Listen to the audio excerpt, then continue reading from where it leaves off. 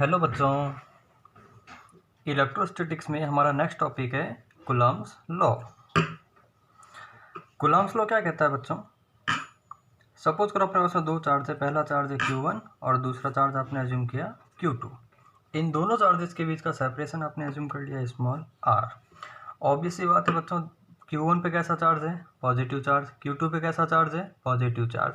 आपको पता है कि दो लाइक चार्जेस हमेशा एक दूसरे को रिपेल करते हैं, मतलब Q1 क्या करेगा, इस Q2 चार्ज के ऊपर फोर्स अप्लाई करेगा और Q2 क्या करेगा, इस Q1 चार्ज के ऊपर फोर्स अप्लाई करेगा। मान लेते हैं Q1 ने Q2 पे कितना फोर्स अप्लाई किया, Q1 ने Q2 के ऊपर फोर्स अप्लाई किया F21 एंड Q2 ने Q1 पे कितना फोर्स अप्लाई किया, Q2 ने Q1 के ऊपर फोर्स अप्लाई किया F12। तो कूलम्ब ने ये बताया था कि इन दोनों चार्जेस के बीच में जो फोर्स लगता है F, वो डिपेंड करता है इन दोनों चार्जेस के मैग्नीट्यूड के प्रोडक्ट पे, यानी F proportional to Q1 into Q2। Equation number 1। यहाँ बच्चों एक बात ध्यान देनी है, केवल हमें यहाँ पे चार्ज का मैग्नीट्यूड लेना है, यहाँ पे हमें साइड का चार्ज का साइन कंसीडर नहीं करना है। क्यों? क्योंकि फोर्स कैसे क्वांटिटी है, फोर्स एक वेक्टर क्वांटिटी है और वेक्टर क्वांटिटी में साइन हमेशा आपको क्या देता है, डायरेक्शन देता है। तो डायरेक्शन हम लोग यहाँ शो कर चुके हैं, तो यहाँ पे केवल आपको चार्ज का मैग्नीट्यूड कंसीडर करना है। सेकंड कॉलम ने ये बताया था कि इन दोनों चार्जेस के बीच का जो फोर्स है F, वो डिपेंड करता है इन दोनों चार्जेस के बीच के सेपरेशन पे, यानी कि F proportional to 1/r²। Equation number 2।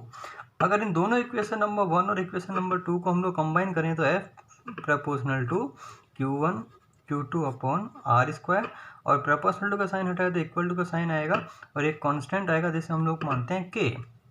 तो F equal to K Q1 Q2/r²। ये फॉर्मूला होता है बेटा force between two point charges Q1 and Q2 placed at distance small r। F equal to K Q1 Q2/r²। यहाँ जो K होता है इसे हम लोग बोलते हैं प्रोपोर्शनलिटी कांस्टेंट, और इसकी वैल्यू होती है 9 × 10⁹ न्यूटन मीटर स्क्वायर पर कूलम्ब स्क्वायर। K किस पे डिपेंड करता है बच्चों? K डिपेंड करता है मीडियम पे। किस पे डिपेंड करता है? मीडियम पे। जब हम लोग इन दोनों चार्जेस के बीच का मीडियम चेंज करेंगे तो वहाँ से K की वैल्यू भी वेरी करेगी। तो K की फिक्स वैल्यू होती है एयर में 9 × 10⁹ न्यूटन मीटर स्क्वायर पर कूलम्ब स्क्वायर। K की एक दूसरी वैल्यू होती है K equal to 1/4πε0। It is called epsilon not. Epsilon naught इसे हम लोग बोलते हैं परमिटिविटी ऑफ एयर और वैक्यूम। 1/4πε0, और एप्सिलॉन नॉट की जो वैल्यू होती है वो होती है 8.85 × 10⁻⁻12 कूलम्ब स्क्वायर पर न्यूटन मीटर स्क्वायर। मतलब जब एप्सिलॉन नॉट की वैल्यू 8.85 × 10⁻⁻12 हम लोग यहाँ पुट करते हैं तो उससे वैल्यू कितनी आती है, 9 × 10⁹ न्यूटन मीटर स्क्वायर पर कूलम्ब स्क्वायर। और ये वैल्यू K की आपको कहाँ मिलती है? ये वैल्यू आपको K की मिलती है एयर के अंदर, या फिर आप कह सकते हो वैक्यूम के अंदर। क्यों?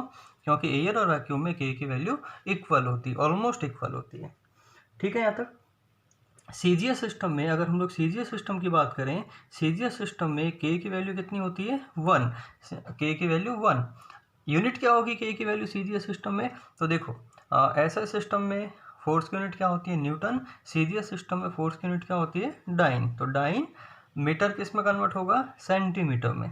तो dyne centimetre square upon coulomb square as it is. तो dyne centimetre square upon coulomb square. ठीक है। नाउ अब हम लोग चलते हैं कि अभी हमने फोर्स का फॉर्मूला पढ़ा F equal to K Q1 Q2/r²।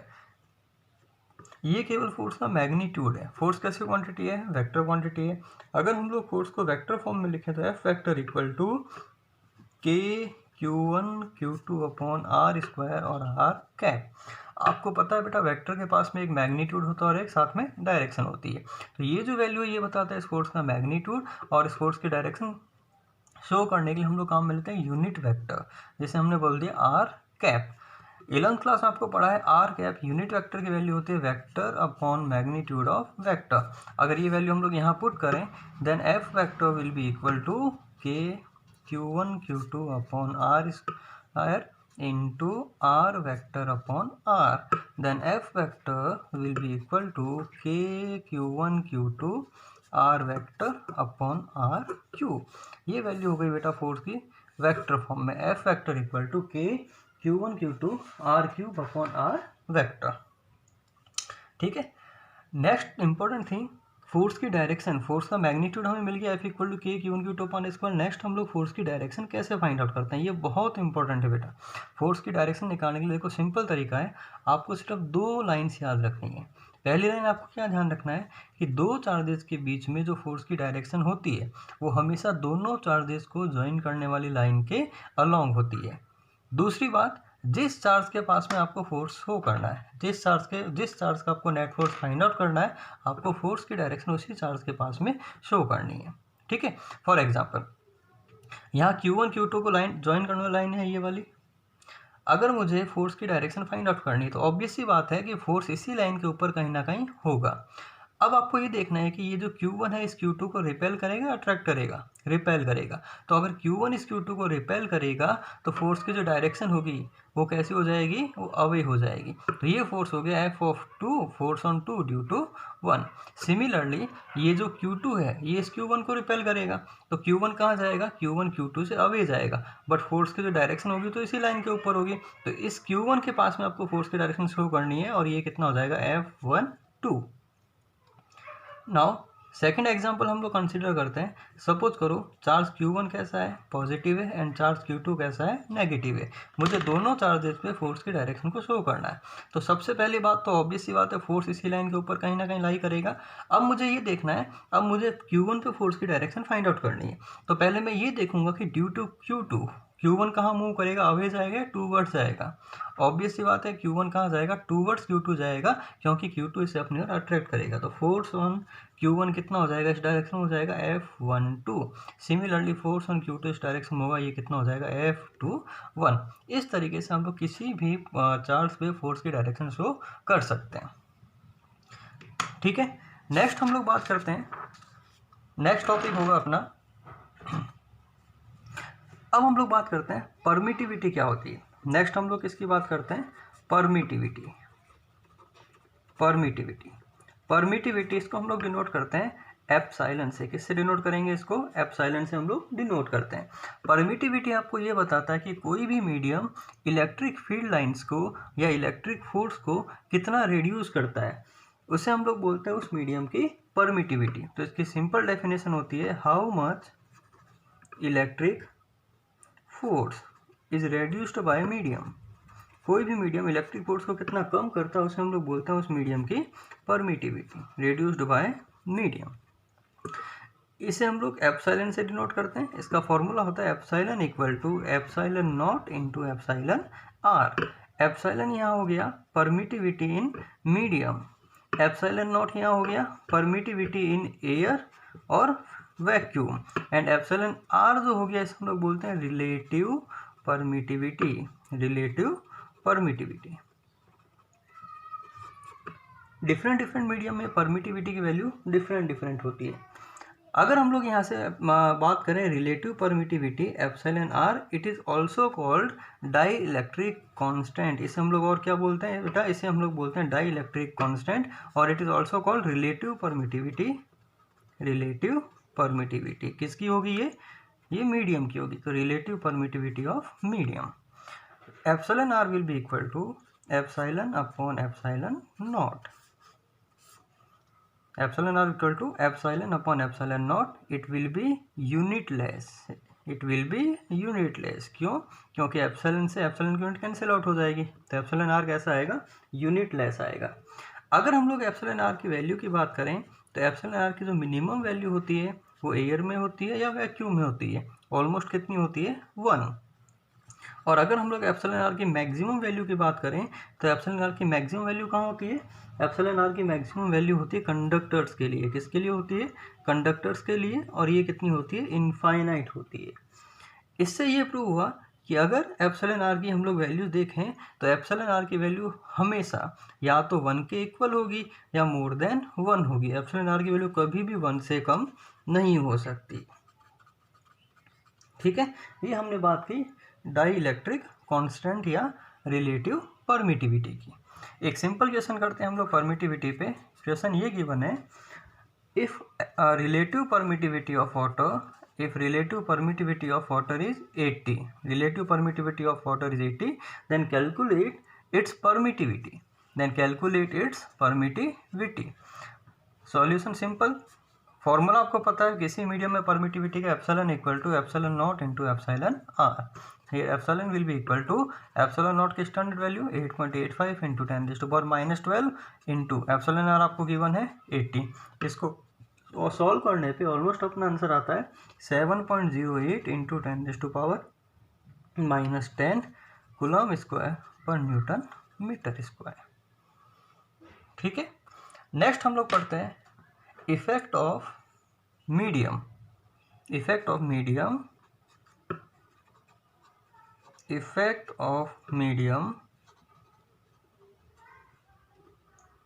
On the force between two charges, कि अगर दो चार्जेस के बीच में हम लोग कोई मीडियम इंसर्ट कर दें तो फोर्स पे क्या फ़र्क पड़ता है।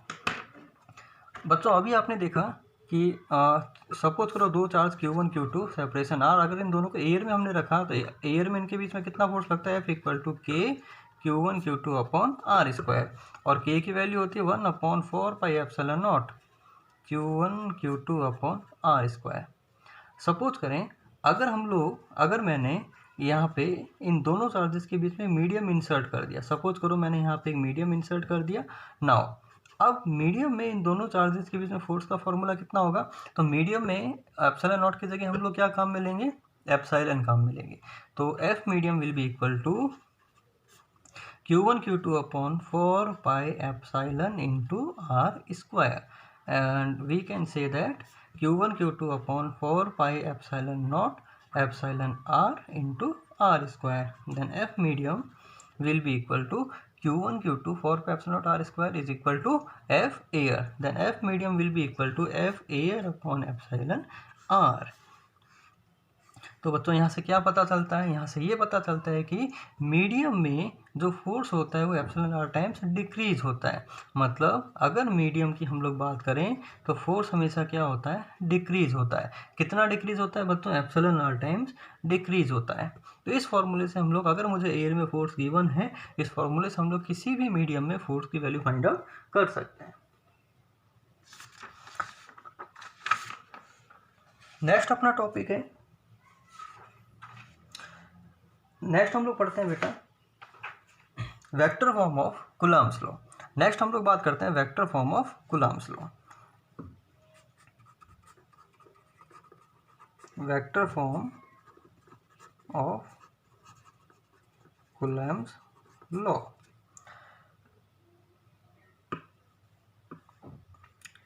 हम लोग अज्यूम करते हैं दो चार्जेस है हमारे पास में, पहला चार्ज है Q1 और सेकंड चार्ज है Q2। Q1 का ओरिजिन से जो पोजीशन वेक्टर है वो आपने अज्यूम किया R1 वेक्टर। पोजीशन वेक्टर क्या बताता है आपको, पोजीशन वेक्टर बताता है किसी भी पॉइंट की पोजीशन, कि पॉइंट ओरिजिन से कितना डिस्टेंस पे और उसकी डायरेक्शन क्या है। सिमिलरली जो Q2 है उसका जो पोजीशन वेक्टर है वो आपने अज्यूम कर लिया R2 वेक्टर। अगर हम लोग Q1 से Q2 की बात करें तो Q1 से Q2 के बीच का जो सेपरेशन है वो आपने कितना अज्यूम कर लिया, R।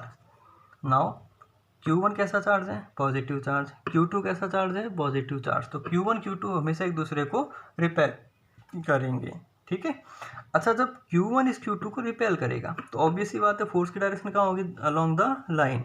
और जब Q2 को रिपेल करेगा तो Q2 कहाँ जाएगा, Q1 से अवे जाएगा। तो ये फोर्स की डायरेक्शन होगी F2 1, force on 2 due to 1। Similarly जो Q2 है वो भी Q1 को रिपेल करेगा, तो फोर्स की जो डायरेक्शन होगी वो कहाँ होगी, अवे होगी। कितना हो जाएगा, F12। अच्छा बच्चों, जब हम लोग F21 फोर्स कंसिडर करेंगे तो इन दोनों के बीच का जो सेपरेशन है वो हमने कितना अज्यूम कर लिया, R21 वेक्टर, और इसकी जो डायरेक्शन होगी वो कहाँ होगी, F21 की सेम डायरेक्शन में। सिमिलरली जब हम लोग F124 कंसिडर करते हैं तो जो पोजीशन वेक्टर, जो सेपरेशन बिटवीन टू चार्जेस है वो आपने अज्यूम कर लिया R12 वेक्टर, और इसकी जो डायरेक्शन आप अज्यूम करेंगे वो अज्यूम करेंगे F12 की सेम डायरेक्शन में, ठीक है। वेक्टर फॉर्म में अपने को ये प्रूव करना है कि जितना फोर्स Q1 Q2 के ऊपर अप्लाई करेगा उतना ही फोर्स Q2 Q1 के ऊपर अप्लाई करेगा, बट दोनों फोर्सेस की जो डायरेक्शन होगी वो हमेशा कैसी होगी, एक दूसरे के अपोजिट डायरेक्शन होगी। तो आपको ये प्रूव करना है कि F21 vector will be equal to minus F12 vector, मतलब दोनों फोर्सेस का जो मैग्नीट्यूड है वो इक्वल है, बट डायरेक्शन कैसी एक दूसरे के अपोजिट है। पहले हम लोग बात करते हैं force on 2 due to 1। F21 vector will be equal to K Q1 Q2 upon R cube R21 vector, equation number 1. Similarly, if we talk about F12, then it will be equal to K Q1 Q2 upon R cube R12 vector, equation number 2. बच्चे देखो यहाँ पे Q1 और Q2 के बीच का जो separation है, चाहे हम लोग जब Q2 से Q1 की बात करें या Q1 से Q2 की बात करें, सेपरेशन तो इक्वल है, यानी कि R21 वेक्टर किसके इक्वल होगा, R12 वेक्टर के। लेकिन मैंने आपको बताया कि इनकी जो डायरेक्शन है वो आपने कैसे एज्यूम की, एक दूसरे के ऑपोजिट डायरेक्शन में। तो यहाँ पे साइन आपको कैसा कंसिडर करना पड़ेगा, नेगेटिव साइन कंसिडर करना पड़ेगा। ये भी वैल्यू हम लोग यहाँ पुट करें, ये वैल्यू हम लोग यहाँ पुट करें इक्वेशन नंबर 1 में, then F21 vector will be equal to K Q1 Q2 upon R cube and it will be minus R12 vector, R12 cube R12 vector. Then F21 vector will be equal to minus K Q1 Q2 upon R12 cube R12 vector. K Q1 Q2 upon R12 cube R12 vector is equal to F12 vector. Then F21 vector will be equal to minus F12 vector. तो हो गया prove कि F12 vector और F21 vector का magnitude हमेशा एक दूसरे के इक्वल होता है, बट जो डायरेक्शन होती है वो हमेशा एक दूसरे के जस्ट अपोजिट डायरेक्शन में होती है। ठीक है, नेक्स्ट हम लोग बात करते हैं principal of superposition. Principal of superposition, superposition means क्या होता है बच्चों, सुपरपोजिशन का मीन्स होता है आपस में मिलना, सुपर इम्पोज होना। प्रिंसिपल ऑफ सुपरपोजिशन, सपोज करो मेरे पास में एक चार्ज है Q0, इससे R1 डिस्टेंस पे एक चार्ज आपने पुट किया Q1, R2 डिस्टेंस पे चार्ज आपने पुट किया Q2, R3 डिस्टेंस पे चार्ज आपने पुट किया Q3, सिमिलरली Rn डिस्टेंस पे आपने चार्ज कितना पुट किया, Qn। आपको Q0 चार्ज पे नेट फोर्स की वैल्यू कितनी है ये फाइंड आउट करनी है। Q0 पे फोर्स कौन अप्लाई कर रहा है, due to Q1 assume that force will be F1, due to Q2 force will be F2, due to Q3 force will be F3 and similarly due to Qn force will be F into n। अच्छा बच्चों ये बताओ, अगर मुझे Q0 पे net force find out करना है तो मैं क्या करूँगा, मुझे क्या करना पड़ेगा, Q0 पे नेट फोर्स फाइंड आउट करने के लिए ये जो इंडिविजुअल फोर्सेज इन सबको क्या करना पड़ेगा, वेक्टर सम करना पड़ेगा। तो F net will be equal to F1 vector plus F2 vector plus F3 vector dot dot dot Fn vector। मतलब किसी भी चार्ज पे अगर आपको नेट फोर्स की वैल्यू फाइंड आउट करनी है तो आप इंडिविजुअल चार्ज कितना फोर्स अप्लाई कर रहे हैं उन सबका वेक्टर सम लेंगे। ठीक है, इस प्रिंसिपल को हम लोग बोलते हैं प्रिंसिपल ऑफ सुपरपोजिशन। नाउ अगर सपोज करो हमारे पास में दो वेक्टर्स है, 11 का कंसेप्ट हम लोग पढ़ते हैं कि सपोज करो मेरे पास में दो वेक्टर है, एक हो गया वेक्टर ए एंड सेकंड हो गया वेक्टर बी, और दोनों वेक्टर्स के बीच का एंगल आपने कितना अज्यूम कर लिया, थीटा अज्यूम कर लिया। आपको इन दोनों वेक्टर्स का रिजल्टेंट वेक्टर फाइंड आउट करना है। इन दोनों वेक्टर का जो रिजल्टेंट वेक्टर होगा आर वेक्टर, उसका जो मैग्नीट्यूड होता है उसका फॉर्मूला होता है R equal to under root A का square plus B square plus 2ab cos theta. ये दो वेक्टर्स के बीच का रिजल्टेंट का फॉर्मूला होता है root A square plus B square plus 2ab cos theta. यहाँ पे इम्पोर्टेंट क्या है, if a equal to B, अगर दोनों वेक्टर्स का मैग्नीट्यूड इक्वल है देन ये जो रिजल्टेंट वेक्टर होता है ये इन दोनों वेक्टर्स के एकदम मिड में लाई करेगा। मतलब ये रिजल्टेंट वेक्टर ए और बी से इक्वल एंगल पे होगा, कब, जब ए और बी का जो मैग्नीट्यूड है वो कैसा है, इक्वल है। ठीक है, नेक्स्ट अब हम लोग बात कर लेते हैं बेसिक क्वेश्चंस की based on Coulomb's law. Question number first आपको गिवन है, Plot a graph showing the variation of Coulomb force F and distance R for periods 1 microcoulomb, 2 microcoulomb and 2 microcoulomb, -3 microcoulomb। Question ये given है कि आपको एक graph draw करना है किसके बीच में फोर्स बिटवीन टू चार्जेज यानी F and separation between two charges यानी कि R के बीच में। दो पेयर्स आपको गिवन है 1 microcoulomb and 2 microcoulomb, 2 microcoulomb and -3 microcoulomb. सबसे पहले बच्चों ये देखो कि जो 1 माइक्रोकुलम इस पे चार्ज कैसा होगा, पॉजिटिव, एंड 2 माइक्रोकुलम पे भी चार्ज कैसा है, पॉजिटिव। मतलब दोनों चार्ज पॉजिटिव है, दोनों लाइक चार्जेज है, ये दोनों चार्जेज एक दूसरे को रिपेल करेंगे। जब ये चार्जेज एक दूसरे को रिपेल करेंगे तो फोर्स कैसा होगा, फोर्स यहाँ पे रिपल्सिव होगा। और अगर हम लोग इस पेयर की बात करें तो एक चार्जेज पे फोर्स पॉजिटिव है, दूसरे पे फोर्स नेगेटिव है, तो मतलब ऑपोजिट नेचर हो गया, फोर्स कैसा हुआ, अट्रैक्टिव हो गया। और फोर्स कैसी क्वांटिटी है, फोर्स एक वेक्टर क्वांटिटी है। तो ऑब्वियस ही बात है एक्सिस के ऊपर जो फोर्स हम लोग अज्यूम करेंगे वो कैसा अज्यूम करेंगे, रिपल्सिव, एंड एक्सिस के नीचे जो फोर्स अज्यूम करते हैं वो हम लोग कैसा अज्यूम करते हैं, अट्रैक्टिव। क्यों, जब भी हम लोग किसी वेक्टर का ग्राफ शो करेंगे अगर वेक्टर क्वांटिटी है तो एक्सिस जो है वो क्या बताती है, उस वेक्टर की डायरेक्शन बताती है। ओरिजिन के ऊपर डायरेक्शन अगर आपने पॉजिटिव अज्यूम की है तो ओरिजिन के नीचे की डायरेक्शन आप कैसी अज्यूम करेंगे, नेगेटिव अज्यूम करेंगे। नाउ हम लोग फॉर्मूले पे चलते हैं। F = फॉर्मूला आपको पता है K(Q1 Q2 अपॉन R²। अच्छा बच्चों, K किस पे डिपेंड करता है, K डिपेंड करता है मीडियम पे। यहाँ मीडियम हम लोग चेंज नहीं कर रहे हैं, K कांस्टेंट हो गया। Q1 Q2 किस पे डिपेंड करता है, Q1 Q2 डिपेंड करता है चार्ज के मैग्नीट्यूड पे, मैग्नीट्यूड भी कांस्टेंट है। देन F किस पे डिपेंड करेगा, सिंपल R पे डिपेंड करेगा। आपको पता है कि जब दो क्वांटिटीज या दो वेरिएबल्स एक दूसरे से इन्वर्सली प्रोपोर्शनल होते हैं उस केस में जो ग्राफ आता है वो ऑलवेज कैसा आता है, हाइपरबोला। तो यहाँ ग्राफ कैसा आएगा, हाइपरबोला ग्राफ आएगा। अगर हम लोग 1 माइक्रोकुलम 2 माइक्रोकुलम की बात करें तो फोर्स रिपल्सिव है तो ग्राफ इस एक्सिस पे हाइपरबोला आएगा। और अगर हम लोग 2 कूलम और -3 कूलम की बात करें तो फोर्स अट्रैक्टिव है तो इस एक्सिस में हाइपरबोला बनेगा। तो ये जो ग्राफ बनेगा ये बनेगा 1 माइक्रोकुलम एंड 2 माइक्रोकुलम के लिए, और ये जो ग्राफ बनेगा ये बनेगा 2 माइक्रोकुलम एंड -3 माइक्रोकुलम के लिए। ओके, नाउ नेक्स्ट क्वेश्चन हम लोग करते हैं। कंसीडर, ये क्वेश्चन बेस्ड है एनसीईआरटी क्वेश्चन है, ये बेस्ड है प्रिंसिपल ऑफ सुपरपोजिशन पे। Consider 3 charges each having equal to Q। अच्छा, आपको चार्जेस गिवन है, 3 चार्ज आपको गिवन है, तीनों चार्जेस को हमने कहाँ रखा हुआ है, एक इक्विलेटरल ट्रायंगल की वर्टिसेस पे रखा हुआ है। और हर एक चार्ज का जो मैग्नीट्यूड है वो कितना गिवन है, वो मैग्नीट्यूड गिवन है आपको स्मॉल q, और साइड गिवन है आपको ट्रायंगल की L। What is the force on charge Q placed at centroid of triangle. Question ये बोल रहा है कि जो ट्रायंगल है इसके सेंट्रोइड पे चार्ज रखा हुआ है Q चार्ज, इस Q चार्ज पे नेट फोर्स की वैल्यू कितनी है ये आपको फाइंड आउट करना है। देखो बच्चों, सेंट्रोइड की खासियत होती है कि सेंट्रोइड ईच वर्टिसेस पे हमेशा इक्वल डिस्टेंस पे होता है। सेंट्रोइड ईच वर्टिसेस पे हमेशा इक्वल डिस्टेंस पे होता है। तो अगर ये डिस्टेंस हम लोग x अज्यूम करें तो ये डिस्टेंस भी कैसी होगी x, और ये डिस्टेंस भी कैसी होगी x। नाउ अब हमें क्या करना है बच्चों, हमें इस Q चार्ज पे नेट फोर्स की वैल्यू फाइंड आउट करनी है। तो सबसे पहले हम लोग फोर्स की डायरेक्शन फाइंड आउट करें। मैंने आपको बताया था कि दो चार्जेस के बीच में फोर्स की डायरेक्शन हमेशा कहाँ होती है, along the line joining the two charges. और दूसरी बात, जिस चार्ज में हमें नेट फोर्स की वैल्यू फाइंड आउट करनी है हमें फोर्स की डायरेक्शन उसी चार्ज के पास में शो करनी है। मुझे Q चार्ज में नेट फोर्स की वैल्यू फाइंड आउट करनी है तो ऑब्वियस सी बात है स्मॉल q इस कैपिटल Q को रिपेल करेगा, तो Q कहाँ आएगा, अवे आएगा। तो due to small q force की जो डायरेक्शन हो जाएगी वो कैसे हो जाएगी, अवे हो जाएगी।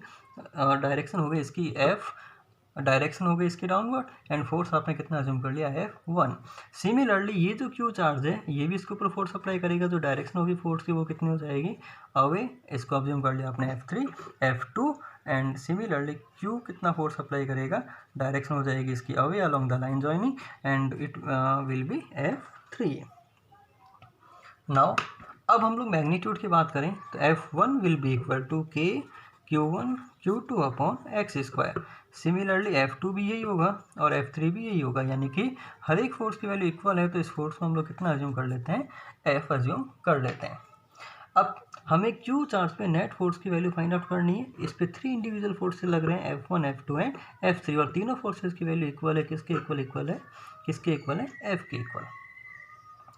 इन दोनों फोर्सेस के बीच का जो एंगल है वो कितना होगा, 120 डिग्री। इनके बीच का एंगल भी कितना होगा 120 डिग्री और इनके बीच में एंगल कितना 120 डिग्री। आपको क्या फाइंड आउट करना है बच्चों, आपको इन तीनों फोर्सेस का रिजल्टेंट फोर्स फाइंड आउट करना है।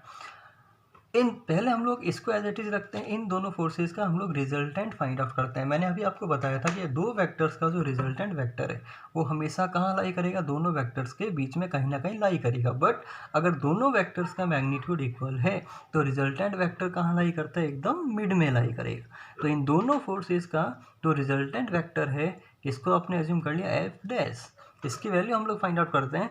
Then F dash will be equal to root A square plus B square plus 2ab cos 120 degree. F dash will be equal to root F square plus F square plus 2f square cos 120 minus 1/2। 2 से 2 get एन्जॉय, F square से F square भी गया। Then F dash will be equal to F, यानी कि इन दोनों forces का जो रिजल्टेंट फोर्स आएगा एफ डैश वो किसके इक्वल आ गया, फाइनली एफ के इक्वल आ गया। नाउ अब इन दोनों का रिजल्टेंट हमने फाइंड आउट कर लिया, इनको हम लोग यहाँ से हटा सकते हैं, इसका कोई रोल नहीं होगा। तो इन दोनों जगह आपने सिंगल फोर्स अज्यूम कर लिया एफ डैश जो किसके इक्वल होगा, एफ के इक्वल। और ये जो फोर्स है एज इट इज हमने यहाँ रखा, ये फोर्स रखी है आपने एफ। अब आपको पता है कि अगर दो वेक्टर हैं और दोनों वेक्टर एक दूसरे के जस्ट ऑपोजिट डायरेक्शन में, तो रिजल्टेंट वेक्टर फाइंड आउट करने के लिए हम लोग क्या करते हैं, एक वेक्टर में से दूसरे वेक्टर को सब्ट्रैक्ट करते हैं। तो एफ में से जब हम लोग एफ को माइनस करेंगे तो नेट फोर्स की वैल्यू कितनी हो जाएगी, 0, यानी कि इस चार्ज पे नेट फोर्स की वैल्यू कितनी होगी, 0 होगी। ओके बच्चों, थैंक यू।